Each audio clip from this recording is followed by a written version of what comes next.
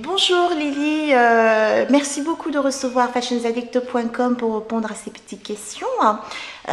Comment définiriez-vous votre musique?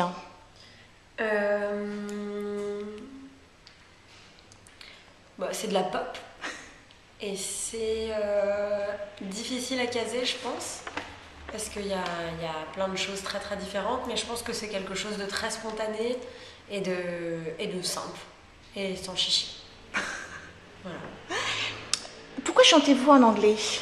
Parce que je suis pas née en France et que mon papa parle pas français. Et que du coup c'est ma langue maternelle au même titre que le français, donc ça nous paraissait un petit peu légitime.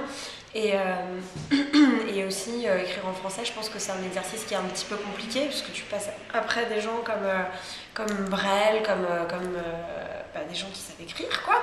Et qu'on n'a pas envie de saccager la langue française tout de suite. Donc on s'est dit que l'anglais ça faisait. Votre victoire de la musique, est-ce une surprise? Complètement, ouais. Complètement, parce qu'on s'attendait pas du tout à gagner, parce qu'on était face à des gens qui vendent énormément de disques, comme Camélia Jordana, comme Zaz. Donc on était très étonnés, très contents, surpris. Vous vous êtes créé un style, une image. Quelles sont vos influences?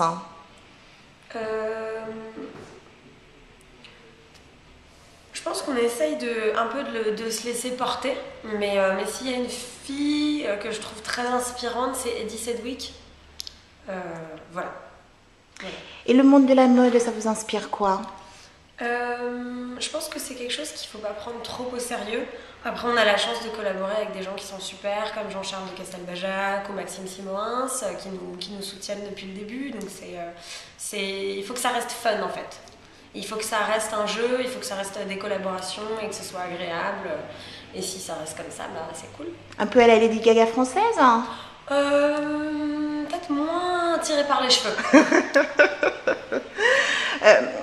Donc vous aimez la mode? Ah oui, beaucoup.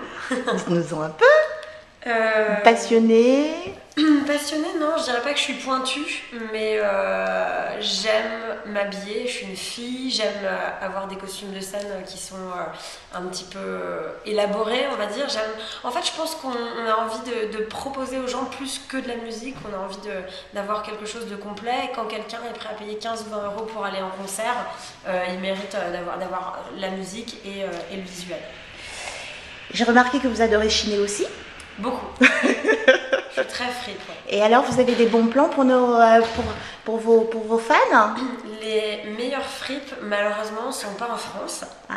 Là, on rentre de Los Angeles où carrément c'est beaucoup moins cher. Et c'est super bien. Je pense qu'il faut aller plus chez Emmaüs ou dans les trucs vraiment. Il ne faut pas aller dans les fripes à Paris un peu cool parce que c'est hors de prix et que c'est déjà trié et que ce qui est fun dans la fripe c'est de se salir un peu les mains, de fouiller, de chercher. Donc moi je préfère carrément genre les vides-greniers ou mais même à 1 heure de Paris il y a plein d'espèces de dépôts-ventes un peu dégueu où il y a pas mal de trucs. C'est vrai. Quelle marque suivez-vous vraiment? Il y a un nouveau label qui s'appelle Panthéon. C'est 2 filles qui font pas mal de trucs. C'est un peu streetwear. Elles m'ont habillée pour 2 concerts avec une robe casquette. C'est une robe qui est faite qu'en casquette en fait. Donc le tutu est en tête et le bustier est en visière. Et elles font des combis. Elles font vraiment des trucs assez cool. Donc je mets beaucoup ça en ce moment. Et sur scène, je mets beaucoup Maxime, Simoins et Castelbajac. Vos projets pour 2011 Là, on est en tournée pendant une petite année encore. On vient de tourner un clip à Los Angeles qui va être prêt très très bientôt. On est sur la route. Voilà. Et donc vous allez donner des concerts en France, ailleurs Pour l'instant, on est en tournée en France et en Suisse et en Belgique. Et voilà, pour l'export, on verra.